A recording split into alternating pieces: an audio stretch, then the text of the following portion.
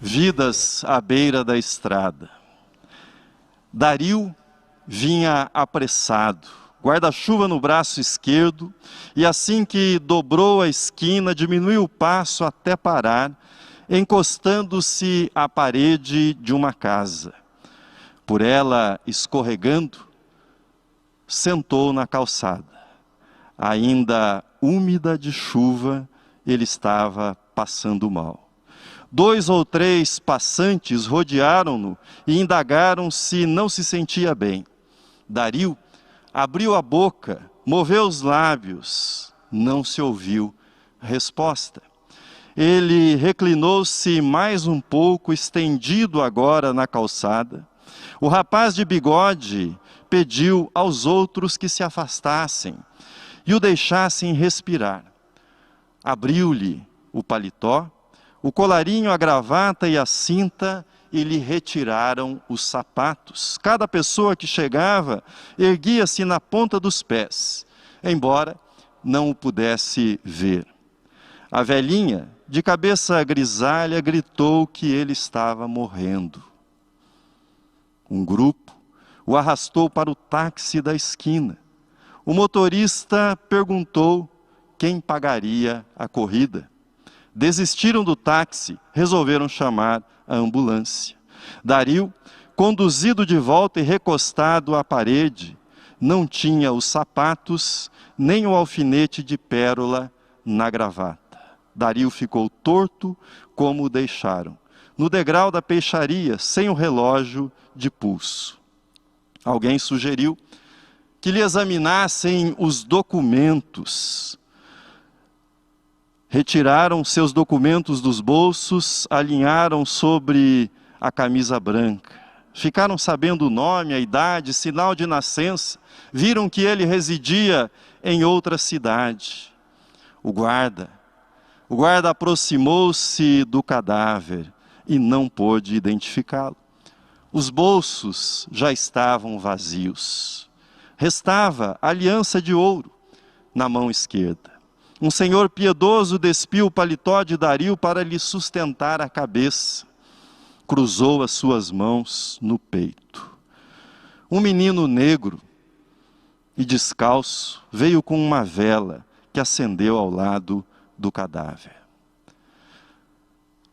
Fecharam-se uma a uma as janelas e 3 horas depois lá estava Dario, à espera do rabecão. A cabeça agora na pedra, sem o paletó, e o dedo sem a aliança. A vela tinha queimado até a metade e apagou-se as primeiras gotas da chuva que voltava a cair. Esse pequeno conto chama-se Uma Vela para Dario. O autor desse conto é o escritor curitibano Dalton Trevisan. Li o conto pela primeira vez quando eu era aluno da professora Odarli Tibúrcio no colégio Padre Ângelo Casagrande, na minha cidade, Marilândia do Sul. E eu tenho voltado a esse conto inúmeras vezes ao longo da minha vida. E todas as vezes que releio esse conto, eu fico chocado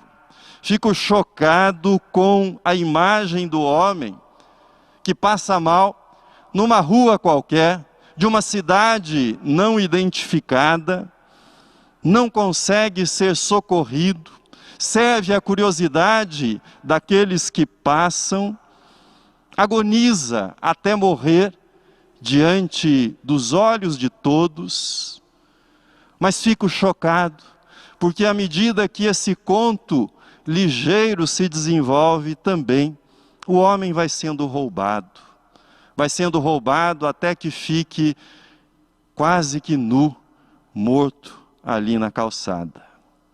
Roubaram-lhe os sapatos, o cinto, o paletó, o alfinete de pérola que sustentava a gravata, roubaram-lhe os documentos e a aliança de casamento.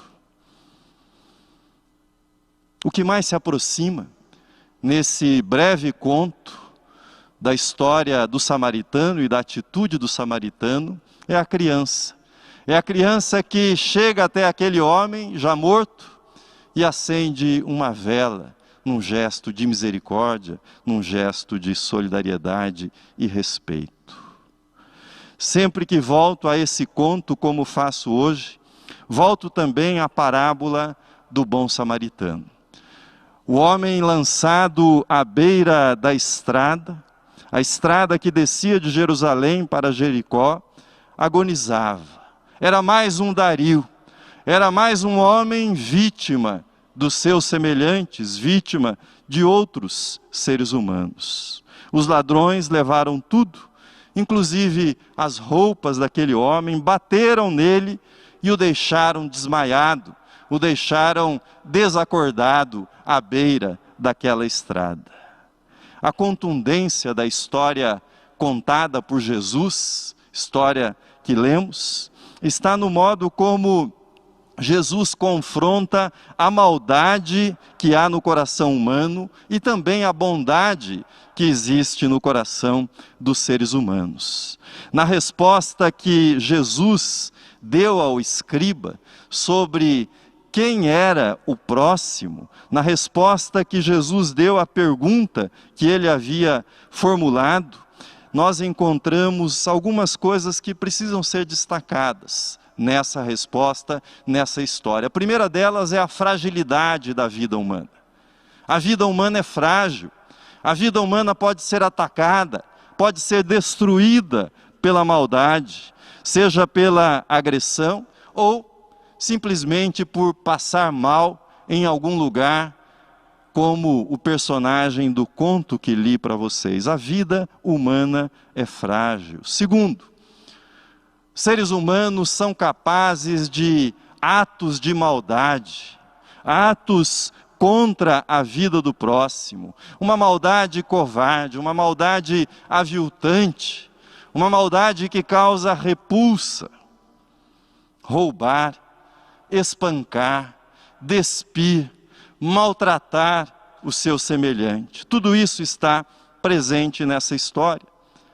Terceiro, seres humanos carregam em si o vírus da maldade, do ódio, da destruição, mas são portadores também de sementes de bondade. São capazes de gestos de nobreza, são capazes de doação em favor da vida do próximo. Isso também aparece nessa história. Mas a história não é feita somente de maldade absoluta, no caso, a maldade dos ladrões na história, ou de uma bondade resoluta, no caso, a atitude do chamado bom samaritano que passava por aquele caminho. Há um quarto elemento nessa história, que é a indiferença. A indiferença do sacerdote e do levita diante do homem caído à beira da estrada. Esse é o quarto elemento dessa história. Essa história contada por Jesus é uma história sobre a sacralidade da vida humana. É uma história sobre os esforços para cuidar da vida, para proteger a vida, esforços que deveriam estar acima de todas as cores partidárias, de todas as ideologias, de todas as religiões. Todos nós deveríamos nos unir nesse esforço sagrado de cuidar, de proteger, de zelar da vida humana. Deveria esse esforço, ser maior do que qualquer coisa. Deveria esse esforço abolir todas as barreiras que nos separam entre nós e eles, tudo aquilo que divide a humanidade. A história do bom samaritano, nessa história nós encontramos uma espécie de escala, de linha, de contínuo, a partir do qual nós podemos estabelecer uma escala de bondade, de compromisso de amor ao próximo, e podemos olhar para a nossa própria vida e dizer, nessa escala de amor ao próximo eu estou nesse ponto, nessa escala de amor ao próximo eu deveria avançar até o ponto seguinte. O ponto zero nessa escala, ou fora dessa escala, estão os ladrões que atacaram aquele homem. Dominados pela maldade, dominados pela crueldade, praticaram o mal contra o próximo.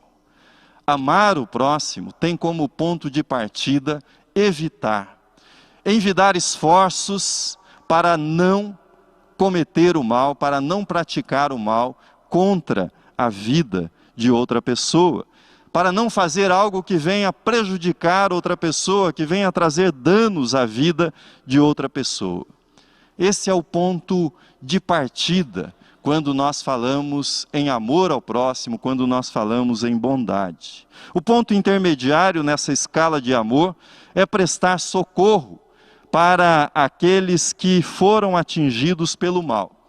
Seja o mal praticado por outro ser humano, como na história que nós acabamos de ler, ou seja, aquele mal que seres humanos muitas vezes sofrem em decorrência de tragédias, de acidentes. Por exemplo, um acidente de carro, alguém precisando de socorro, um atropelamento, ou alguém que passa mal numa rua, cai diante de você e precisa do seu socorro nesse momento. Essa ação requerida é uma ação voluntária, é uma ação emergencial, é uma ação circunstancial.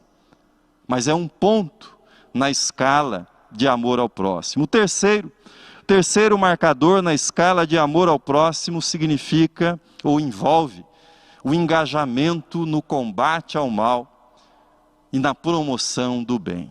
Um engajamento permanente, um engajamento que transcende a esfera individual e que é feito na soma dos esforços, que é feito de modo coletivo.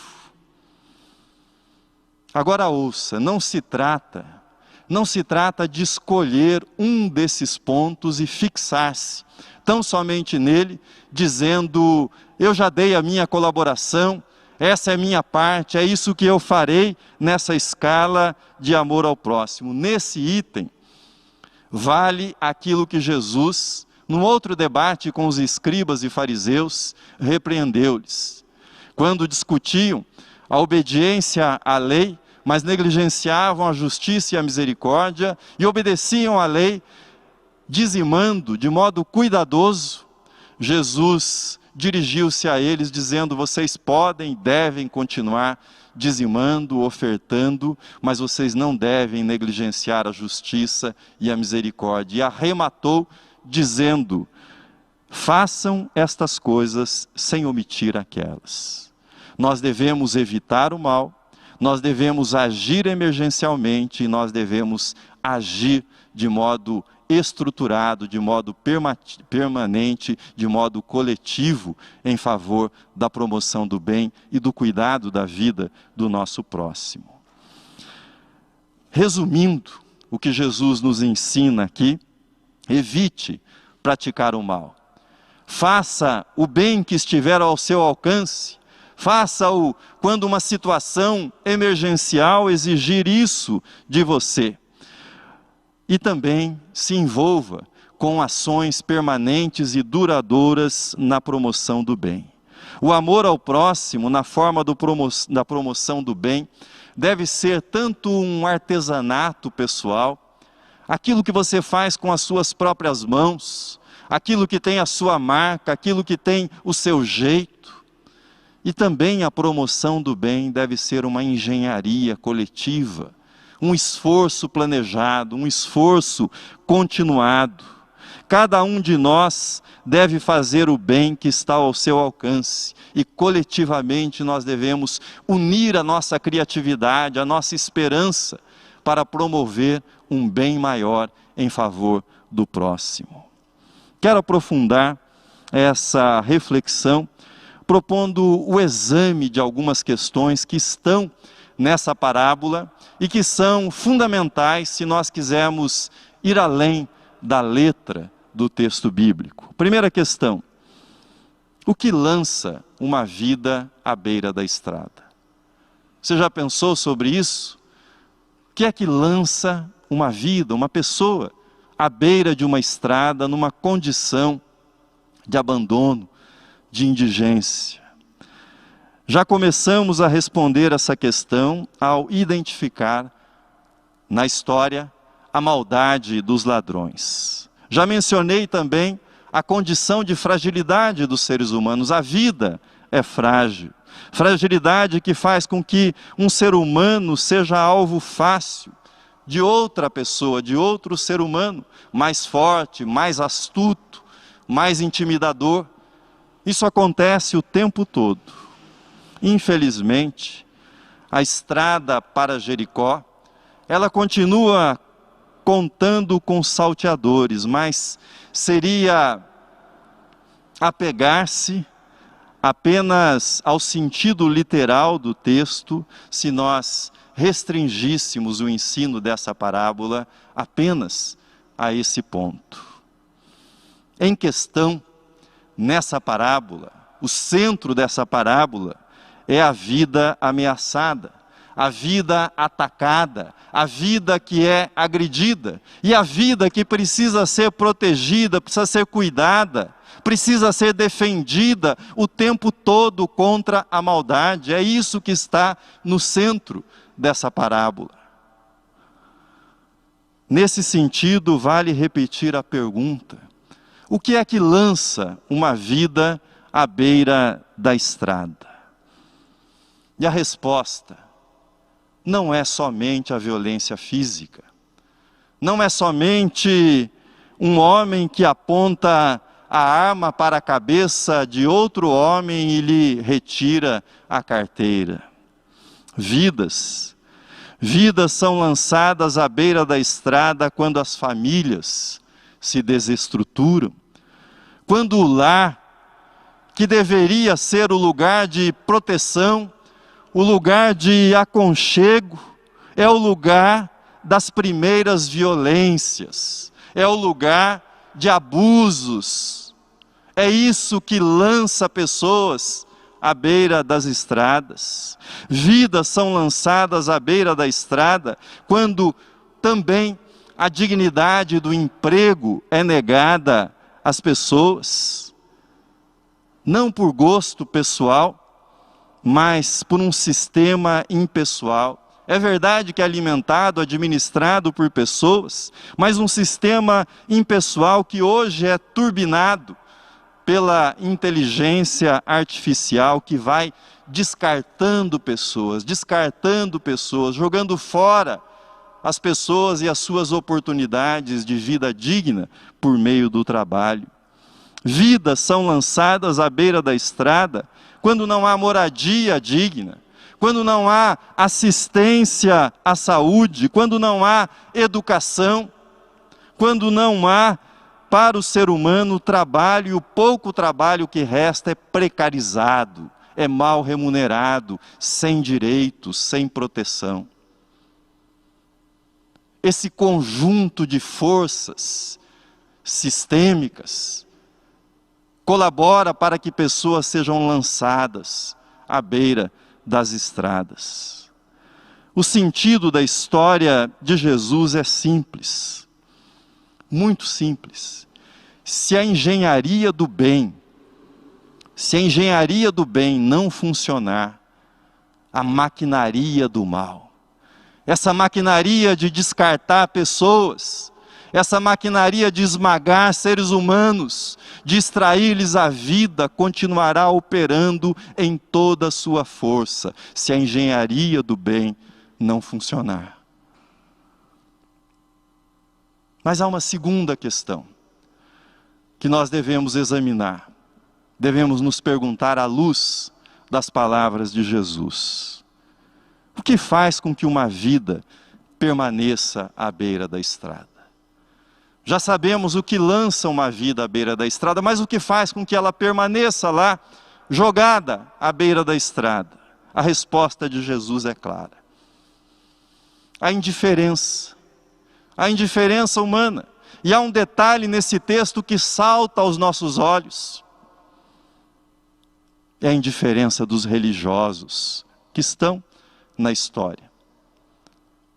Aqueles que deveriam considerar a vida sagrada, dom de Deus a ser cuidado, protegido, passam ao largo do homem ferido. Ambos voltavam de Jerusalém, haviam cumprido o seu turno religioso, certamente estavam com saudades da casa, tinham os seus motivos, mas não tinham justificativa. Não tinham justificativa para ignorar aquele homem ferido à beira do caminho. Não há justificativa, não haverá justificativa para que ignoremos aquele que precisa da nossa ajuda, da minha ajuda, da sua ajuda, da nossa solidariedade. Se nada puder ser feito para resolver a situação, que pelo menos o gesto do menino do conto seja feito, que seja reconhecido que ali é uma vida que foi perdida, mas que merece respeito, que tem a sua dignidade. O menino na história que acendeu uma vela. Você sabe o que mantém uma pessoa à beira da estrada? Você sabe o que mantém alguém jogado à beira de uma estrada? É a minha indiferença, é a sua indiferença, é a nossa indiferença enquanto comunidade, enquanto sociedade, enquanto coletividade. É isso que mantém as pessoas à beira da estrada. E nós temos um truque psicológico que anestesia a nossa consciência diante do sofrimento alheio. Esse truque é o seguinte: deve ser um outro tipo de pessoa, um outro tipo de gente.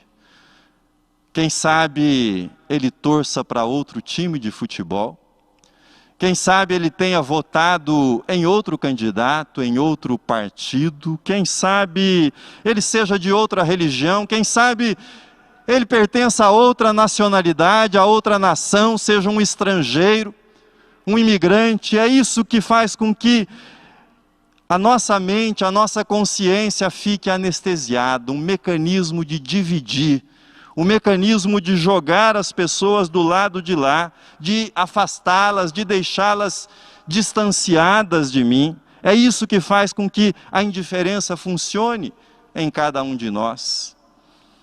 O homem, a mulher, a criança, o negro, o branco, o idoso, o jovem, aquele que está na estrada, aquele que está à beira do caminho, é uma pessoa que possui a mesma quantidade de cromossomos que eu e você. 46 por célula. Aquele que está à beira da estrada é uma pessoa como eu e você, feita à imagem e semelhança de Deus. Aquele que está à beira da estrada tem pai, tem mãe, talvez tenha filhos, tem família, tem sonhos. É uma pessoa que também gosta de um bom prato, gosta de beber a sua bebida, é capaz de sentir o sabor, é um ser humano.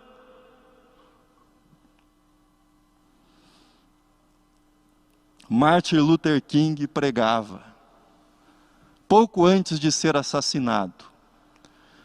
Ele dizia: ou aprendemos a viver juntos como irmãos, ou pereceremos todos juntos como loucos.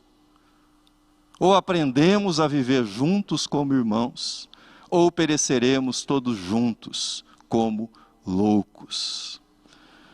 O que há de pior nos nossos dias é a perda da capacidade de enxergar no outro um semelhante, de enxergar no outro alguém que pertence à família humana, alguém que foi feito à imagem e semelhança de Deus, alguém cuja vida tem tanto valor quanto a minha vida e a sua vida. Essa é a grande tragédia que nós vivemos.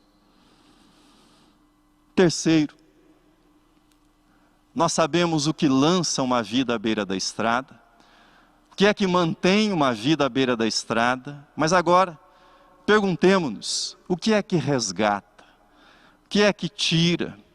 Que força é capaz de mudar esta situação? Disse Jesus: certo samaritano, que seguia o seu caminho, passou-lhe perto e, vendo-o, compadeceu-se dele. O sacerdote e o levita passaram longe. O samaritano chegou perto. E chegando perto, sentiu compaixão daquele homem que estava ferido, jogado naquela estrada. A compaixão é a chave para o resgate. A compaixão é a chave para o resgate daqueles que estão à beira da estrada, seja pela violência física, seja pela violência sistêmica que eu mencionei para vocês. Compaixão por aqueles que foram agredidos e lançados à beira da estrada, ou compaixão por aqueles que, pela fragilidade interior, pela fragilidade psicológica, emocional, desmoronaram, ruíram interiormente diante das pressões da vida. E as pressões são muitas. Pessoas que foram destruídas porque não suportaram o mundo e as suas pressões.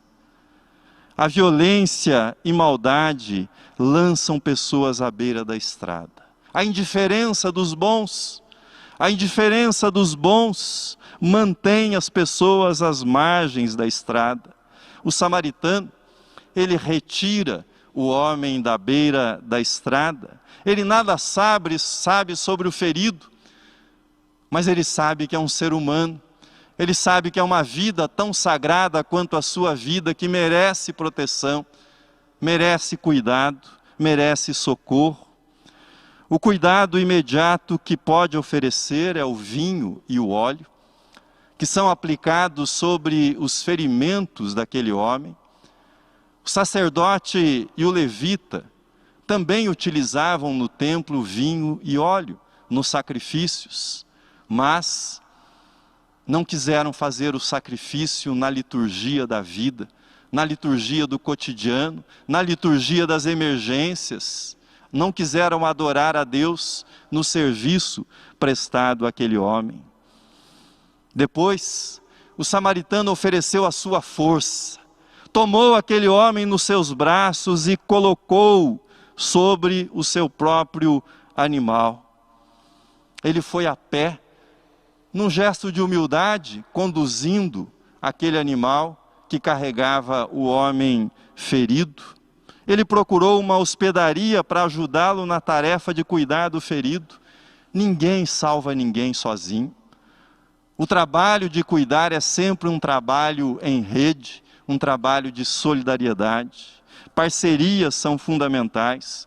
O samaritano deu do seu dinheiro, deu o seu voto de confiança à hospedaria e ao homem ferido, quando ele disse: cuida deste homem, se alguma coisa gastares a mais, eu te indenizarei quando eu voltar. Um voto de confiança. Em resumo, o que tira um ser humano da beira da estrada é ser encontrado por alguém. Ser encontrado por alguém capaz de sentir compaixão, capaz de parar, capaz de tocar, capaz de cuidar, capaz de dedicar de si mesmo, de doar-se, de doar o seu tempo, doar o seu dinheiro, doar os seus esforços, doar a sua confiança no futuro daquela pessoa.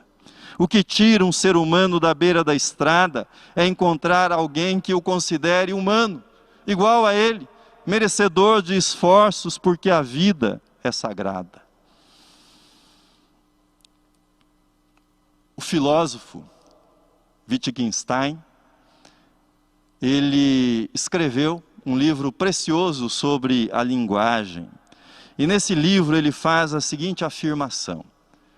Diz ele: os limites da minha linguagem são os limites do meu mundo. Os limites da minha linguagem são os limites do meu mundo.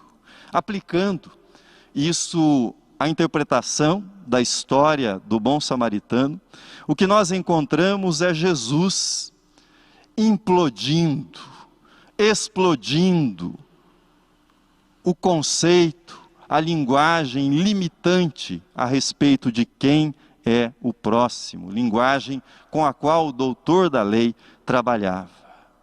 Para o doutor da lei, o próximo era alguém da mesma raça, era alguém da mesma religião, era alguém que tivesse semelhanças mais do que diferenças. Segundo Jesus, o que importa é estar atento àquele que precisa da minha proximidade de coração, aquele que precisa da minha ação, que precisa da nossa confiança, da nossa proteção. É isso que importa na definição de próximo. Pensando que os limites da minha linguagem são os limites do meu mundo, eu queria muito implodir, dinamitar algumas palavras que nos nossos dias funcionam como senhas, códigos que são utilizados para nos dividir na atualidade. E gostaria até de inventar novas palavras, quem sabe escrever um novo dicionário, um novo vocabulário.